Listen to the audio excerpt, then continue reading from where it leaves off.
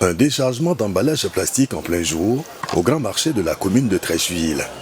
Ces sachets sont destinés à la vente en violation du décret numéro 2013-327 du 22 mai 2013 qui interdit la production, l'importation, la commercialisation, la détention et l'utilisation des sachets plastiques en Côte d'Ivoire.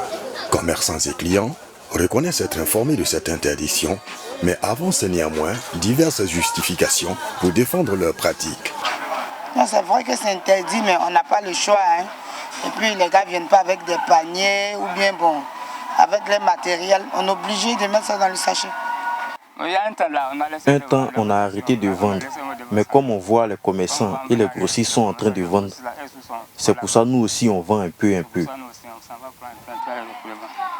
Véritable source de pollution, les sachets plastiques demeurent pourtant omniprésents dans le quotidien des populations.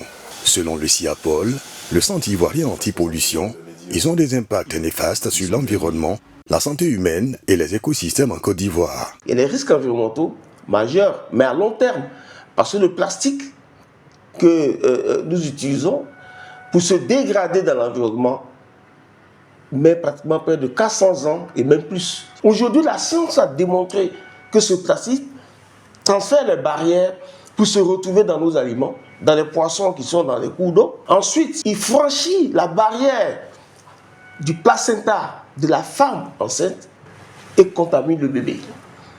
M. Guy Akobé, lui aussi conscient des dangers que représentent ces sachets plastiques, affirme toutefois les utiliser comme emballage, faute d'alternatives accessibles. C'est ça qu'elles nous remettent. Donc nous on jette rapidement dans la voiture pour ne même pas que vous voyez ça dans nos mains. Parce que c'est pas normal. Il nous faut des sachets dégradables, biodégradables.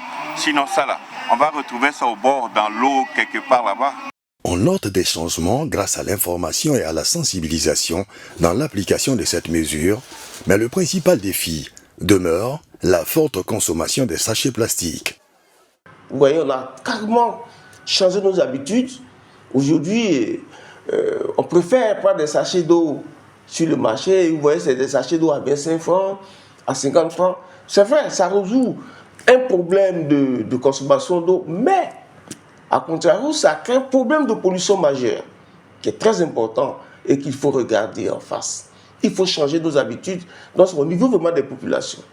La lutte contre la pollution plastique passe par l'application effective de ce décret d'interdiction. Une mobilisation collective est indispensable pour garantir un environnement sain en Côte d'Ivoire.